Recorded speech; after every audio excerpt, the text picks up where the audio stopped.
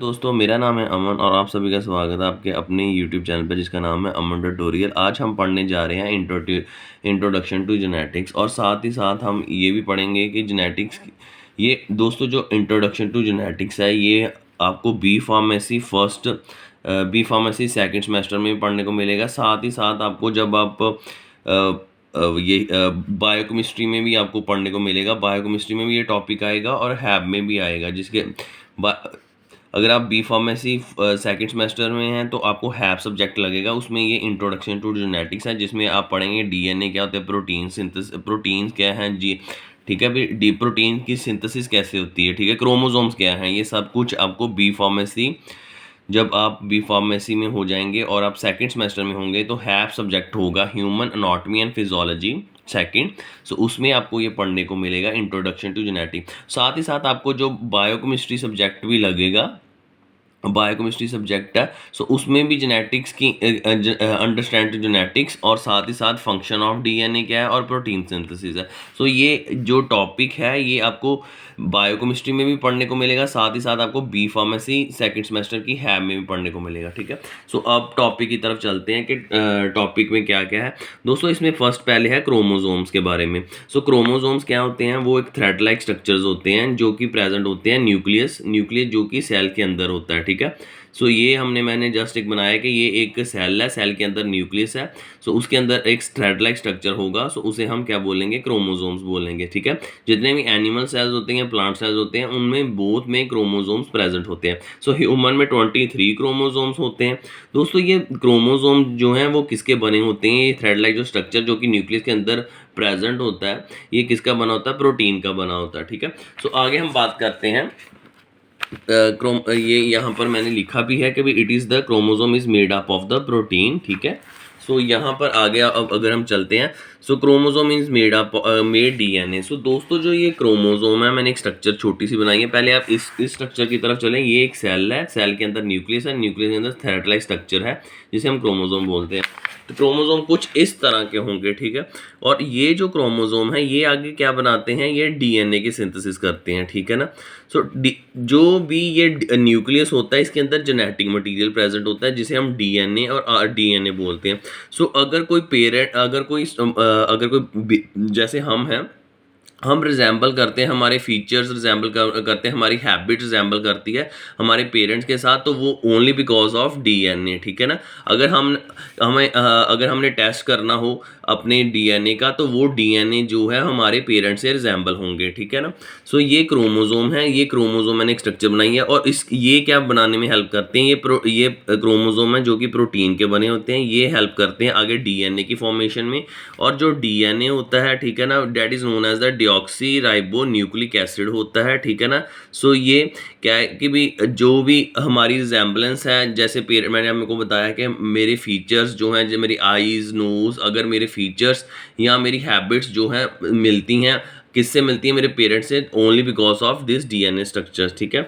सो दोस्तों ये जो क्रोमोसोम है ये थ्रेड लाइक स्ट्रक्चर है, जैसे कि मैंने आपको पहले बता दिया। ये उसे क्या बोलते हैं, जो थ्रेड लाइक स्ट्रक्चर होते हैं उसे बोलते हैं क्रोमैटिन फाइबर बोलते हैं। फाइबर का मतलब धागा और क्रोमैटिन, ठीक है ना। सो क्रोमोसोम है, सो क्रोमैटिन ये इसको हम थ्रेड लाइक स्ट्रक्चर को क्रोमैटिन फाइबर भी बोलते हैं। सो आपको काफ़ी हद तक क्लियर हो ही चुका होगा कि मैंने क्या बताया है। ये सेल है, सेल के अंदर एक थ्रेड लाइक सब्सटेंस होता है जिसे हम क्रोमोसोम बोलते हैं, वो आगे क्रोमोसोम जो है डीएनए को बनाता है, ठीक है ना। तो ये क्रोमोसोम किसके बने होते हैं, प्रोटीन के, ठीक है। और ये जो क्रोमोसोम है ये आगे डीएनए की फॉर्मेशन करता है और उसका डीएनए का एक सिंगल जो है ये पीस होता है। अगर आप यहाँ फ्रैगमेंट मैंने लिखा है पीस और a fragment of DNA is known as the gene, ठीक है। सो जीन का भी पता चल गया आपको, क्रोमोसोम का भी पता चल गया आपको और डीएनए का भी पता चल गया आपको, ठीक है ना। So chromosome is a thread like structure which is present in the nucleus of the cell that made the DNA and the single fragment of the DNA is known as the gene, ठीक है। सो आगे हम अब DNA की तरफ चलते हैं। सो दोस्तों क्या होता है कि जो डीएनए है, सो डीएनए जो होता है उसका एक सिंगल पीस है, उसे हमें बोलते हैं, मैंने आपको बता दिया, उसे जीन बोलते हैं। सो दोस्तों कभी कभार क्या है, कभी कभार नहीं, हर बार ऐसा ही होता है कि डीएनए जब एक और डीएनए स्ट्रक्चर को बनाता है तो उसे बोलते हैं रेप्लिकेशन बोलते हैं। और जब डीएनए जो है वो क्या बनाता है, हाँ जी दोस्तों, थोड़ी देर टॉपिक रोकना पड़ा था। सो अब हम चलते हैं। मैंने बताया था आपको कि जो एक सेल है, सेल के अंदर थ्रेड लाइक स्ट्रक्चर होता है, उसे हम क्रोमोसोम बोलते हैं। क्रोमोसोम जो है वो आगे डीएनए बनाता है, और डीएनए के सिंगल पीस को हम क्या बोलते हैं? जीन बोलते हैं। अब हम बात करेंगे कि जो डीएनए है वो एक सेम डीएनए स्ट्रक्चर के बारे में पढ़ेंगे। साथ ही साथ मैं आपको ये भी बताता हूँ कि जब डीएनए अपनी जैसी एक और स्ट्रक्चर को बनाता है उसे हम रेप्लिकेशन बोलते हैं। डीएनए जब आरएनए बनाएगा उसे हम बोलेंगे ट्रांसक्रिप्शन बोलेंगे, और आरएनए अगर प्रोटीन बनाएगा तो इसे हम बोलेंगे ट्रांसलेशन बोलेंगे। दोस्तों हम प्रोटीन सिंथेसिस के बारे में भी पढ़ेंगे, ठीक है। पहले मैं आपको डीएनए की स्ट्रक्चर के बारे में थोड़ा सा बता देता हूँ।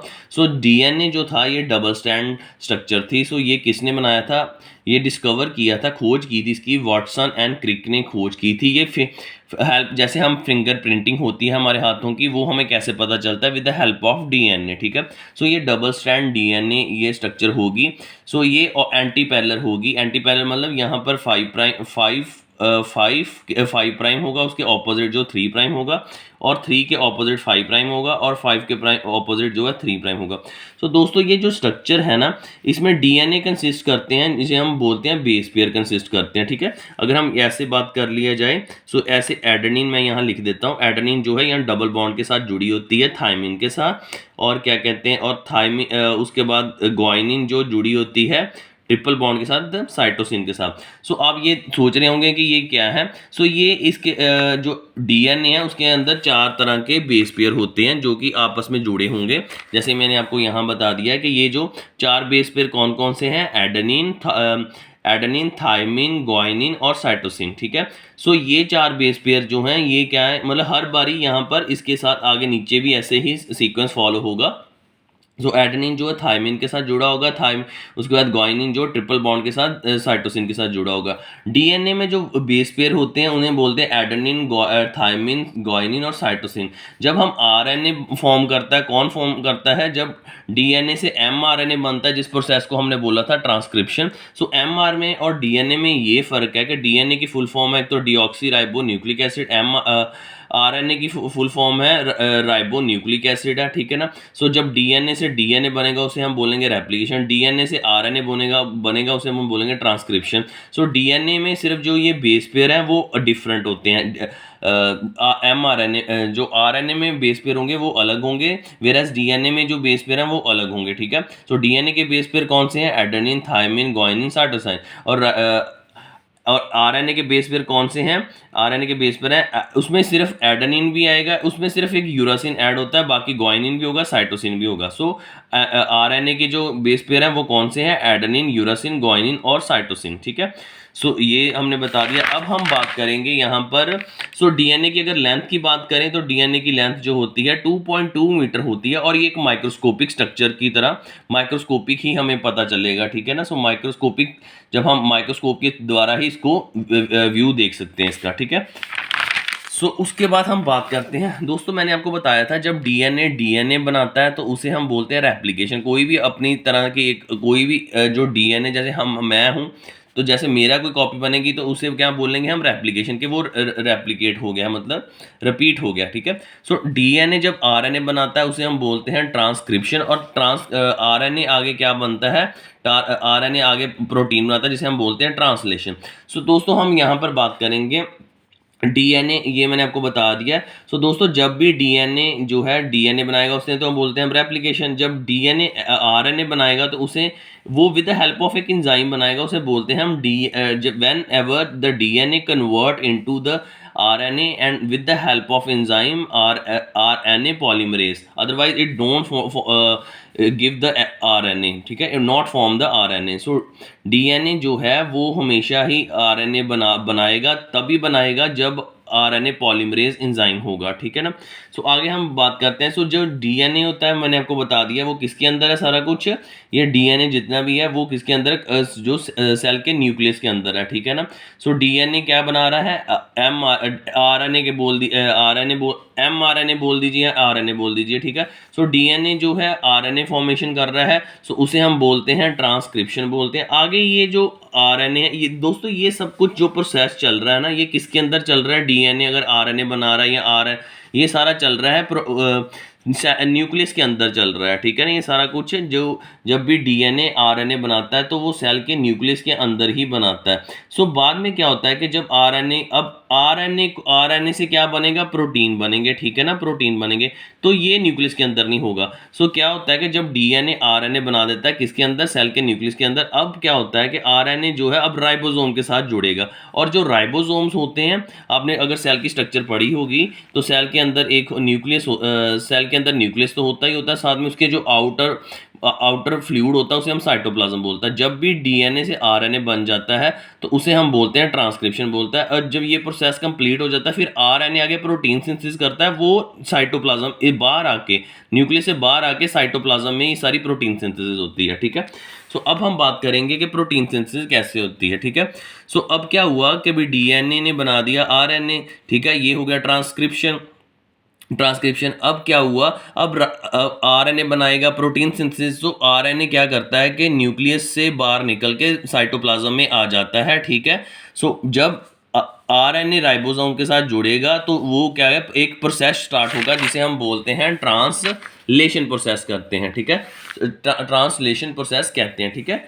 सो एक्चुअल में क्या हुआ, अब हुआ ऐसा कि भी जब डीएनए से डीएनए जब बन जाता है उसे हम बोलते हैं रेप्लिकेशन, डीएनए से आरएनए बनता है उसे हम बोलते हैं ट्रांसक्रिप्शन। अब आरएनए से बनेंगे प्रोटीन। सो एक्चुअल में क्या होगा कि जब डीएनए से आरएनए बन जाता है उसे वो सब सेल के न्यूक्लियस के अंदर चलता है। अब क्या होगा कि अब जब आरएनए बनाएगा प्रोटीन, वो अब सेल के न्यूक्लियस से बाहर आकर साइटोप्लाज्म में बनेगा, ठीक है। सो अब क्या हुआ कि अब क्या होता है कि जो जो साइटोप्लाज्म होता है, मैं यहाँ पर थोड़ा सा आपको डायग्रामेटिकली बता देता हूँ। This is a cell and this is the nucleus and the process of making the DNA from DNA to RNA which is occur inside the cell nucleus, and when the RNA is made and it move out from the cell nucleus and goes into the cytoplasm. अब cytoplasm में क्या आ गया है, RNA आ गया है, ठीक है ना। सो क्या हुआ कि यहाँ पर टीआरएनए भी होता है। सो इसके अंदर टीआरएनए जिसे हम ट्रांसफर्स आरएनए राइबोन्यूक्लिक एसिड बोलते हैं, जो साइटोप्लाज्म में प्रेजेंट होता है। सो ये क्या है कि जो ये आरएनए, ये एक आरएनए नीड्स कहता है इसको, क्या है टीआरएनए भी मतलब जो सेल साइटोप्लाज्म के अंदर है। सो वो उसको एक complementary which needs a complementary which कहता है उसे कॉम्प्लीमेंट्री बेस चाहिए, जो कि tRNA needs a complementary base which the mRNA needs, ठीक है, नीड नहीं आएगा यहाँ पर, ये है। सो एक्चुअल में क्या होता है कि भी mRNA have amino acids which the tRNA.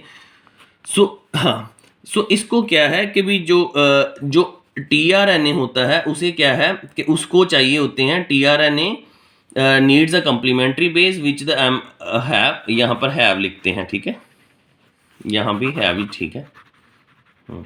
So tRNA जो कि साइटोप्लाज्म के अंदर है, और एमआरएनए वो भी साइटोप्लाज्म के अंदर है। सो एक्चुअल में क्या है कि इसको के भी जो टीआरएनए है ये इसको कॉम्प्लीमेंट्री बेस चाहिए, और जो एमआरएनए है वो उसके पास ही कॉम्प्लीमेंट्री बेस है, ठीक है ना। सो कॉम्प्लीमेंट्री बेस किसके पास है, कॉम्प्लीमेंट्री बेस है एमआरएनए के पास, जो कि किसको चाहिए, टीआरएनए को, मतलब टीआरएनए को चाहिए कॉम्प्लीमेंट्री बेस चाहिए, ठीक है, कॉम्प्लीमेंट्री बेस चाहिए, जो किसके पास है, एमआरएनए या आप आरएनए के पास बोल सकते हो, ठीक है ना। सो टीआरएनए भी साइटोप्लाज्म के अंदर है और एमआरएनए भी साइटोप्लाज्म के अंदर है।